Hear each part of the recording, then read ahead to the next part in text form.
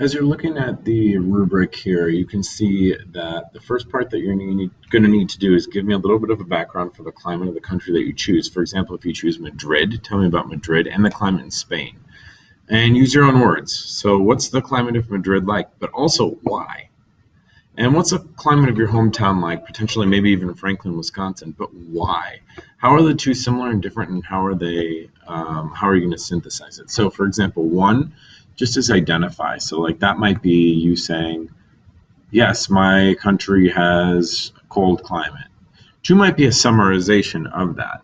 My country is a cold climate, and they also have a warm climate, and it rains a lot, and also it is sometimes it snows and it's sunny. Okay.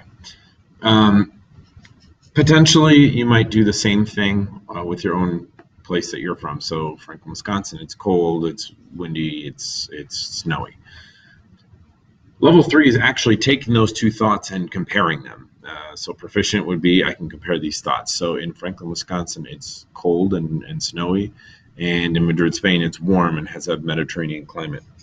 But the big step is the synthesis, the synthesizing of those thoughts. So it says making something, especially combining a number of things. And what I want you to do with this is tell me why. So if you look at the project, you guys can see what I've done with this. I put down for the culture, the first culture piece, La Clima Normal de Portugal. I did Portugal because I don't want anyone else to be using my information. So I basically compared the two right off the bat, and then I stated why in the north of Portugal the climate's cool and rainy. And I stated that it is because, and this is the why, it's going to go over mountains, and then the warm air from the ocean rises to go over the mountains, and then it cools off because it's higher away from the globe, and then it comes back down. On this side, it's wet and cold. This side, it'd be dry and cold and arid. And then again, I posted some of the countries that have the influence of the Mediterranean Sea, the long dry seasons in the south. And so, for example, Portugal has a hot summer Mediterranean climate. And then I went into the what Wisconsin's like, specifically Milwaukee, and I went into how the lake has the snowbelt effect, more so Lake Superior, but it does a little bit in Milwaukee. And then I also talked about regions with hot summer humid climates. I want to point out that I have down here at the very bottom my MLA citation, same thing here. And as you can see at the very end, what I did is I took those thoughts and the why, not just the summary, but this is my comparison piece. But looking back, the why is here too, not just summarizing, but I'm telling you why Wisconsin is the way it is and why the weather in Portugal is the way it is. So now I've given you the why, and now I'm comparing, and that's going to make me know as the teacher that you understand what a synthesis is. And so that's how I got all of my pieces regarding the culture. Okay. The next thing you're going to see on the rubrics is the presentational writing piece, and then you are going to tell me a day of the week. You're going to give me the dates written out. You're going to give me many weather days, just to point out if you do have the same type of weather every single day, you should change cities once in a while. So, for example, Madrid, Spain, hoy es martes, hoy es el 13 de octubre. I wrote out the date as is right there. And I said, hoy hace calor, no hace viento. That's two weather terms. One of the things I did here is I told you what the weather wasn't. So a lot of times people are like, well, the weather's similar. Okay, well, if the weather's similar, tell me something that it's not. You're still using the vocabulary. And here I had a phrase with hace, I had a phrase with llueve, I had a phrase with está. So I'm really switching things up.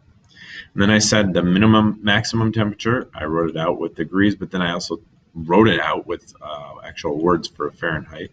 I did the same thing with minimum. And so I'm going to be grading you on two things. I'm going to be grading you on one, is your grammar correct, looking at this, making sure that you don't say things like están nubla or hoy está calor. That'd be wrong. So I'm grading you on your grammar, and then I'm also going to be grading on your vocab. So you can see in this particular slide, I had vocab here, I had vocab here, I had vocab here, and here. I had vocab there and here. So it's everywhere, and that's how I'm going to be grading it. The very last thing you guys will see is the presentational speaking rubric.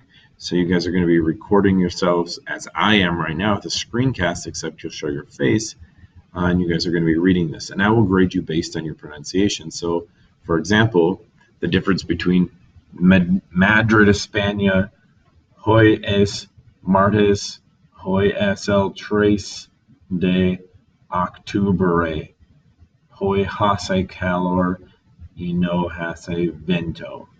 Not good. Versus how I would expect you to be reading it after having been in Spanish class for a while, where it would be like, Madrid, España, hoy es martes, hoy es el 13 de octubre, hoy hace calor y no hace viento. When you do that, it sounds much more like a Spaniard or a Mexican or a native speaker of some sort, and you can see right here, that is how I'm grading you. So that is the piece regarding the grading for the speaking. So again, 3 things: culture in English, presentational writing, grammar and vocab, and then your speaking piece as well. The other thing you'll see here is the other rubric, and this is actually just the rubric. Here's the cultural piece, here's the speaking piece, grammar is on here, vocab will also make it here. And then lastly, you will have this is the speaking piece, and then this is the writing where you actually have the grammar and the vocabulary. So that's the second piece of the rubric. So if you have any questions, please look this over because it does give a good explanation. And if you still don't get it from there, please come talk to me so that I understand what you need help with. Good luck.